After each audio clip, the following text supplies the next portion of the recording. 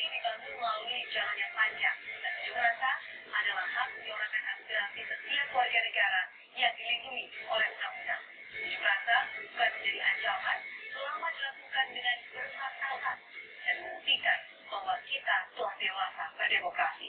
Berita utama hari ini menyoroti rencana unjuk rasa besar-besaran pada tanggal 4 November nanti. Tidak lupa kami juga membahas secara mendalam dokumen penyelidikan tim pencari fakta kematian aktivis HAM Munir yang hilang. Padahal pengungkapan otak di balik kasus pembunuhan Munir belum tuntas hingga saat ini. Saya Siti Sustiarani dan Anda menyaksikan berita utama. Saudara, demi menjaga kesejukan iklim politik di tengah informasi terkait unjuk rasa besar-besaran 4 November nanti, Presiden Joko Widodo mengundang sejumlah tokoh ulama ke istana. Silaturahim ini juga membahas rencana unjuk rasa yang akan berlangsung 4 November mendatang. Di Hambalang, Senin kemarin adalah pertemuan ketiga antara Presiden Jokowi dan Prabowo Subianto setelah pemilu Presiden 2014 berlalu. Tadi mengusung Presiden Jokowi, PDI Perjuangan menilai apa yang dilakukan oleh Presiden Joko Widodo sebuah upaya merangkul para pemimpin partai politik membangun jembatan komunikasi politik. Sementara Wakil Ketua Umum DPP Partai Gerindra, Fadlizon, menilai silaturahim Joko Widodo dengan Prabowo Subianto telah bergagas lama sejak 2 tahun lalu dan baru terrealisasi saat ini. Dan pendiri Yayasan Pendidikan Soekarno, Rahmawati Soekarno Putri, menilai demonstrasi yang akan digelar pada 4 November nanti akan berlangsung secara tertib.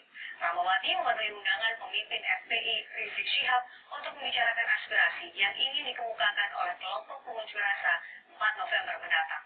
Ini pemerintah melalui Menko Polhukam memastikan bahwa proses hukum dugaan penistaan agama yang menyeret Gubernur Petahana DKI Jakarta Basuki Cahayapurnama akan bergulir secara profesional.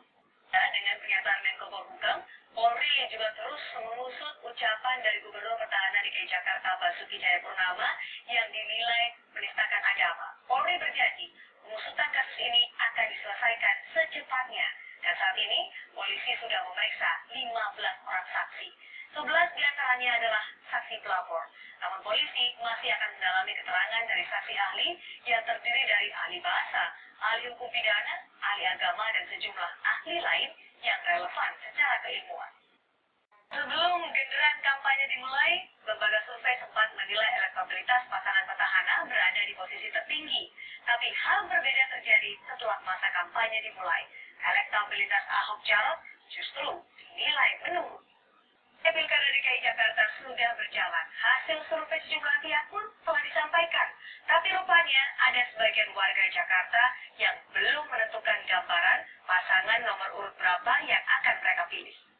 Saudara, paruh kedua berita utama malam ini akan mengupas kasus kematian aktivis HAM Munir. Belum tuntas mengungkap otak di balik kasus pembunuhan aktivis HAM Munir, kini muncul informasi yang mengejutkan bahwa dokumen penyelidikan tim pencari fakta yang semestinya dibuka ke publik kini hilang. Dokumen asli hasil penyelidikan kasus Munir mendapat kecaman dari pegiat hak asasi manusia. Pemerintah sejauh ini mengaku baru menerima salinan dokumen hasil penyelidikan TPF Munir yang dikaji keasliannya. Aktivis hak asasi manusia Munir mengembuskan nafas terakhirnya di atas langit Romania pada tahun 2004 lalu. Racun arsenik dibubuhkan dalam minumannya. Sang eksekutor memang sudah diadili, meski kemudian ia bebas di tahun 2014 lalu. Namun otak dibalik pembunuhan Munir hingga kini